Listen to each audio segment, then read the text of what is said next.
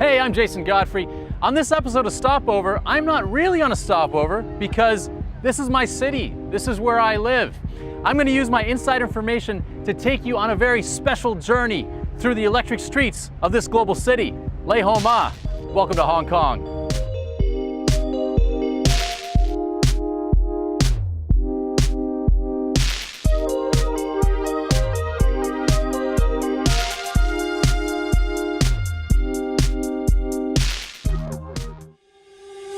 Hong Kong has been my home for the last 5 years. Here, every day people are connected to their traditions, customs, beliefs, and history. But to me, this is one of the trendiest and most ultra-modern cities in the world. I'm about to show you what makes Hong Kong such a cool and diverse place. My first stop is a new restaurant in Hong Kong, but has quickly become one of my favorites. This is Mama San, and I love it here, not just because the food is awesome, but because it's got a whole kind of 1920s Shanghai lounge kind of vibe. At Mama San, Prohibition definitely rules.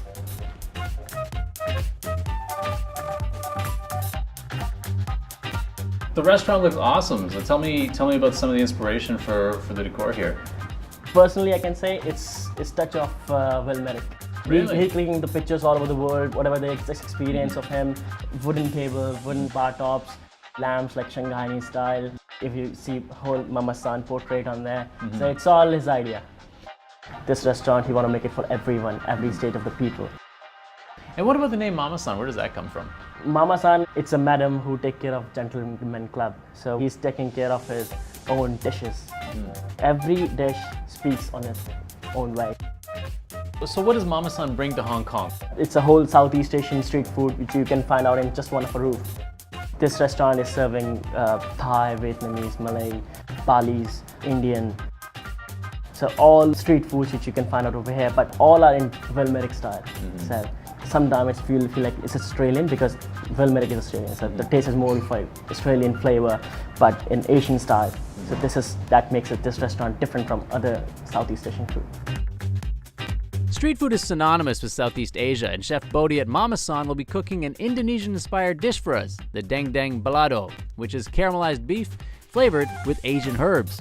Chef Bodhi begins with adding onions, garlics, and chilies to a sizzling wok. Next, he adds aromatic kaffir lime leaves. He throws in beef cubes, adds some palm sugar, which is the Indonesian inspiration for this dish, then tops it with a spoonful of fish sauce at very high heat for just a few minutes. Once the palm sugar caramelizes the beef, add more fresh herbs, and it's ready to be served. Oh, thank you very much. Yeah, it was phenomenal. You like it? Yeah, I can taste like so many different things going on. Would you say that that's kind of the same with all the dishes at Mama San? Yeah, some the food in Mama San we fusion, but only in Asian food, like Thai with Vietnamese. Ah, so it's a fusion of different Asian foods. In Western, not too much, only the dish we combine, we fusion it. After eating all that food, it's time to burn it off with a fairly uncommon pastime, though it's growing in popularity in Hong Kong. Now, what a lot of people don't know about Hong Kong is that there's actually a lot of great climbing, and a lot of Hong Kongers are awesome climbers. Now, I don't have time to go outdoors today, but I can go indoors to a climbing gym called the Verm. Now, I've been going to the Verm for a long time, so long in fact that I remember number 1. You know I've been coming here since the very start. You're the 001. I'm the 001. I'm the, see, he knows. So why did you start a climbing gym in the first place? Well, I mean, when I first started, there wasn't any climbing gym in Hong Kong, right? So we're like, why not? Actually, that's one of the things people don't know about Hong Kong, is there's actually some really good climbing here, right? There are plenty. I mean, it's getting a lot more popular now. Most of them are convenience. I mean, 20 bucks taxi, 40 bucks taxi, you'll be there. It's a lot easier to try climbing. How are Hong Kong climbers here? Because my impression is that they're pretty good. Most of us train hard, just trying to get into world competition sometimes. How would you describe Hong Kong? Beautiful city, a lot of partying. That's why you need something to do except party, right? You need something to do except party, so you climb. Perfect. All right. Awesome. Thank you. See you, man. Climbing is awesome. It tests your strength, stamina, balance, and flexibility. But mostly, you need mental control. It works on all the muscles in your body and is a low-impact cardio routine. This is the perfect workout to break us out of the office chair and into action.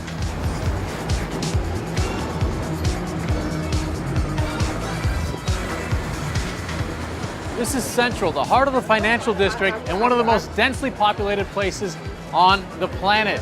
Hong Kong has about 7,000 people per square kilometer, so at some point on the street, you might get pushed around. And if that happens, it's best to just shake it off and get to where you're going.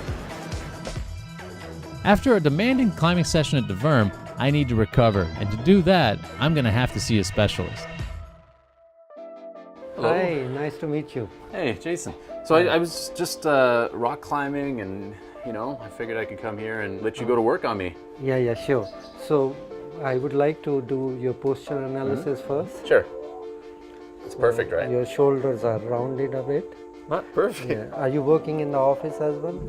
No, but I am really stressed. I guess I play a lot of video games, so sometimes I'm sitting a lot in an office chair. Maybe because of that. So, but you can get me on the right road, right? Yeah, we can bring your shoulder back to alignment and we can free all the restrictions from your upper back. Yeah, I'm ready to be freed. Okay, let's go in now. Perfect. Sports massages use a lot of pressure and stretching techniques to relax the body. Professional athletes and their coaches swear by these therapies. It improves performance, prevents injury, and reduces the pain of sore muscles. So you can have one either as a pre-workout stretch to warm up the muscles, or as a post-workout massage to reduce soreness. Hi Jason, how do you feel after your massage session with Naresh? I came in feeling tired, and now I feel like I can go back to the climbing gym, tackle some more routes. Excellent. Yeah, Excellent. it's great. But listen, you don't just do like massages and stuff here. What else do you guys do here? In addition to massage, we also do manicure, pedicures, facials, body scrubs, body wraps, and also waxing hair removal. Cool. And then we also sell products for home cleaning or for your pet or baby. So it's kind of like a one-stop shop for organic products. Because we have a lot of clients that just live in the neighborhood, so it's convenient for them to come by. All right, they just come on in and pick up some facial spray and some coconut oils, and they're ready. That's right. Perfect. Thank you.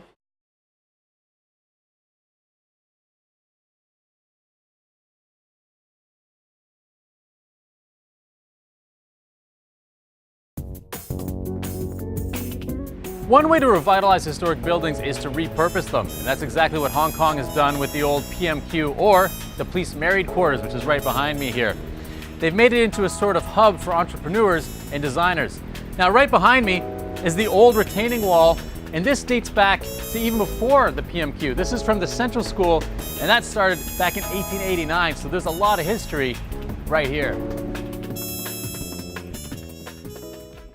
Now that I'm feeling refreshed, it's time to go shopping. One of these design-oriented stores is Kapok.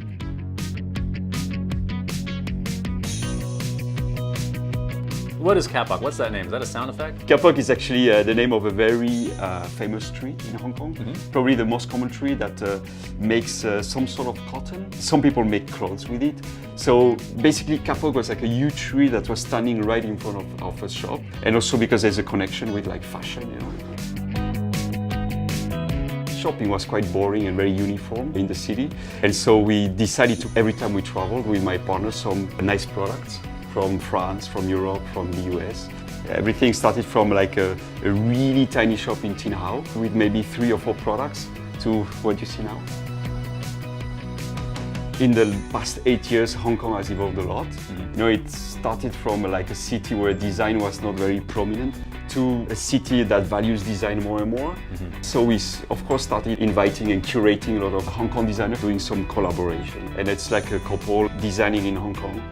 What's on your wrist? Oh, These look like climbing sling type stuff. yes, it is actually. Yeah? It's inspired by climbing. In Kapok, we always like to combine streetwear with outside inspiration. And here we decided to bring rock climbing. Hong Kong is, for me, mostly a platform. And it's a platform that mixes people, mixes inspiration and influences. Some French and Spanish. I've been in Asia for 17 years around, so we had a lot of foreign influence. Up there, it's actually a guy from Israel, a very good outdoors designer, but who lived here most of his life. And for me, this is Hong Kong, like mixing the people, mixing the influences.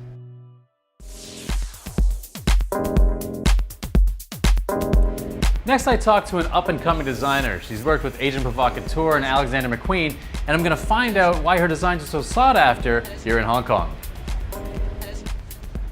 Hey. Okay, so I'm really confused. The name of this label is Ali and Rochelle. Yeah. And your name is? Christine. So who are Ali and Rochelle? So Ali and Rochelle is actually a fictional character, two fictional characters that I made up. So they're actually twin sisters. Ali's the older sister and Rochelle's the younger one. Although they look identical, they have very different personality. And I try to express them in my clothing, the way I design the silhouettes, the fabric I choose, or the colors I choose, etc. So this is actually Ali's range. So, you know, it's a more darker, black and white, monotone. Her shapes are more androgynous, you know, more shirts. While as Rochelle's will be more feminine, more sweet. It has a more girly side to it, sweeter side to it. Oh, that's a cool way to segment your line. And so tell me a little bit about yourself. So I studied fashion design in Central St. Martin's in London. After I graduated, I worked for various designers. Two of the more famous brands I worked for is Alexander McQueen and Agent Provocateur. So I worked for both outerwear and lingerie before. So Ali and Rochelle's also is more European, while as you know in Asia you could find a lot of like Korean inspired or Japanese inspired design. And we do tailor for a more petite kind of range, you know, so more for the Asian market. The way we want people to remember Ali and Rochelle is the fact that we care about our customer. We want to give customer, you know, the best quality that we could provide. So hence why in each piece, you know, we only make about 8 to 10 pieces, and we could make sure that everything is, you know, to the best standard that we could provide. Before we continue, I'm thirsty, so let me show you a cool little trick you can use in the city. Now, if you do come to Hong Kong, you should pick up one of these octopus cards, originally made for the MTR and transport like ferries and trams, but you can use it at vendors all over the city. You just need to look for the octopus symbol, which means I can use it right here on this vending machine.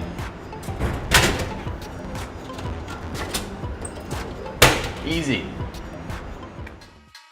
PMQ not only has plenty of cool modern designer goods, but also preserves and showcases traditional craftsmanship. So, what kind of work do you normally do? 都係做一般嘅升鐵啦，嗰啲鐵板工啊嘛叫做，咁咪有圓啊、方啊、鵝蛋啊，甚至會有啲好離奇嘅嘢都一樣叫做嘅。So, how long have you worked in this craft? 65年到啦。 65 years, wow. And if you don't mind me asking, this is where you do your craft, this helps you, it's like a base? 冇錯啊，呢個啊叫做功夫台。我後生嗰陣咧，就時代冇咁進步啦。我喺新填地街咧，呢邊咧就最遠去到九龍城嘅啫。其他嗰啲地方都未人開發嘅。以前咧就好興旺嘅時間咧，差唔多4、5間鋪喺個巷仔口啊，或者華滿檔啊咁發展。而家逐啲咁樣識你。 So you've been doing this for 65 years. How have you seen your industry change? 大有出入㗎，因為咧而家咧興晒啲塑膠，咁有好多行業都要退避。 因為時代變遷咯，故此我哋呢行咧揾食啲人咧越嚟越少，因為入行嘅人唔多，而且入咗行嗰啲唔夠工作做，故此咧就買少變少啦。有好多而家啲學校都有視覺藝術部咧，當我哋呢行咧係視覺藝術，咁耐唔中呢叫卸下咧走去同啲 Great. Well, then I want to see a demo right now and see what kind of work you're going to do on this old guy. At first, Master Chi chooses an appropriate piece of tin sheet to work with. He then hammers away with lots of TLC, that's tender loving care if you didn't know. And you need a trained eye and a pair of highly skilled hands to do this because it's not as easy as it looks. By bending it here and there, he bangs the tin into the required shape to get the final product. It really is like watching a small part of an old bygone era of Hong Kong come back to life. Perfect. It's a box. Look at that. It's a perfect size for my phone. Safe. Doje Tisa. Thank you. Thank you. Now I've got to get across the harbor, but first, I have to find a taxi. It's pretty hard to get a taxi right now because it's 3:30 to 4:30, so there's actually a driver shift change happening. And so a lot of the taxis are going someplace you don't want to go, or they're just not picking up any customers.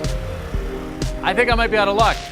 But that's okay, because there's always lots of ferries, trains, and trams all over Hong Kong, so I think I'll make it. Thank God for public transit. Now I'm on my way across the harbor to experience a dazzling digital display on a citywide scale.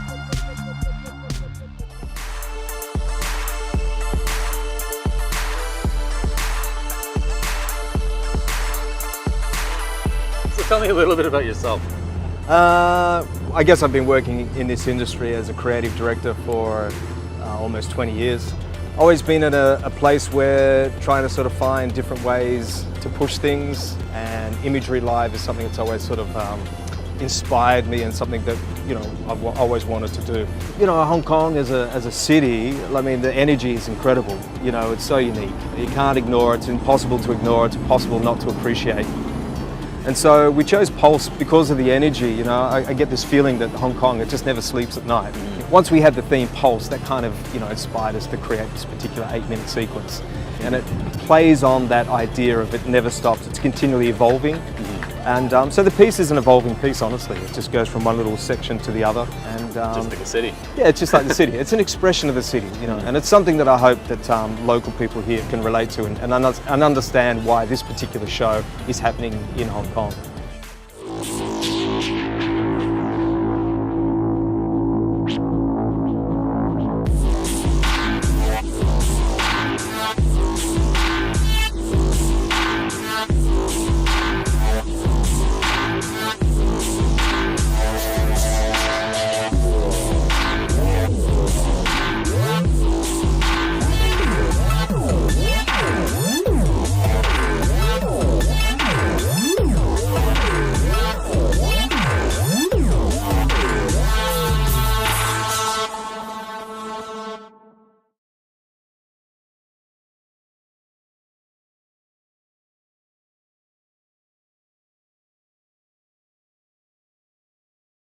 Today I'm checking out Tim Sao Choi, known locally as TST. It's home to almost every luxury brand in the world, but if you're not into shopping, there's also pieces of Hong Kong's rich colonial past to explore. Now, the building behind me was the headquarters for the Hong Kong Royal Marine Force for over 100 years. And if you saw the inside of it, you were either a police officer or a pirate. Today, seeing the inside is a lot less complicated. In fact, you can stay here because the building's been restored as a heritage hotel called the Hullet House. You see, we keep all the heritage here, you know, the red bricks and the last steps, you know, you can see. Cool. So, Jason, let me ask you a question. Are you married? Only to my work. I can't recommend this room together with your work. This, this is the bestseller, one of the most popular rooms for the house. This is like a honeymoon suite. People like coming from all over the world, and they really want to feel heritage, like romantic. Yeah. This is a choice. It's super romantic. Come on in. Thank you. So let me show you this, one of the unique suites. It's called Tong O. Wow. See, this is a room with black and gold theme. In our hotel, basically we separated the room in 3-color theme. Red, white, and black. Okay.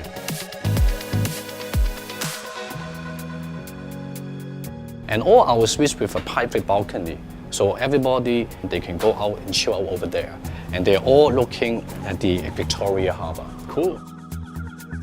Yeah, so where does the name Hullet House come from? Mr. Hullet, Richmond Hullet, actually is a 19th century scholar. He was the one who discovered Bohemia.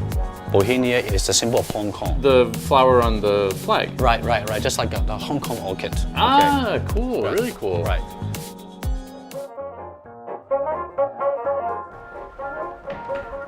So welcome, this is the Mariners Rest Pub at the Hullet House, Hong Kong.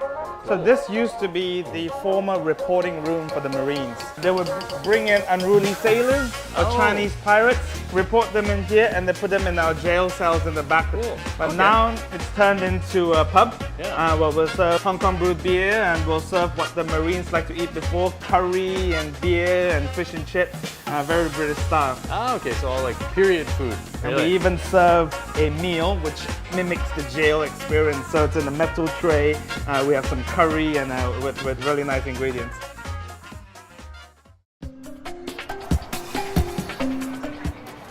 Hong Kong has world-class shopping, but if you want really authentic souvenirs and really cool oddities, you've got to hit the streets and the laneways to get the stuff that you cannot get from any other chain store.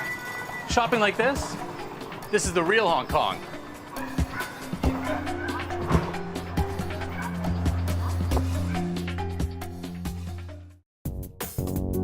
Every year, Hong Kong hosts its Wine and Dine Festival. World-famous wine experts, sommeliers, master chefs, and culinary celebrities participate in the event from across the globe.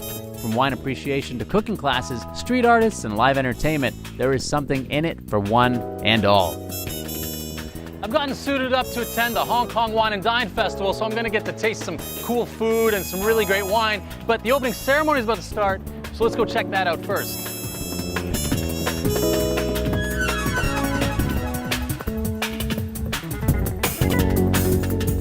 There is a real carnival-like atmosphere here. Lots of wine being drunk and food being eaten.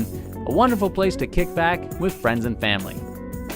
So what are you looking forward to tonight, man? Oh, well, I want to get some more food. Check out some of the music. Yeah, some of the music looks great. I got to head over and check out some of the performers there and just spend time with my wife and friends here. And yeah, it's going to be fun. Mola Ting! Mola Ting. How's your night been going? When I first came in, the aura, the excitement, the energy is really good, so I'm really happy that I'm here. Yeah. So what exactly are you looking forward to? Anything specific? Just eating a lot. Eating a lot? Yes. Perfect.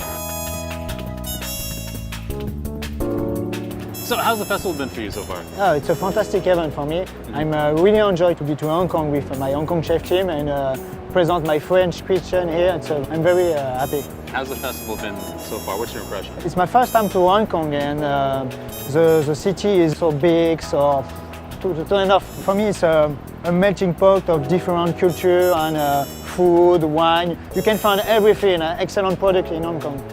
So how's your night been going? My night is perfect. Drinking the Bellegarde Salmon, Blanc de Blanc.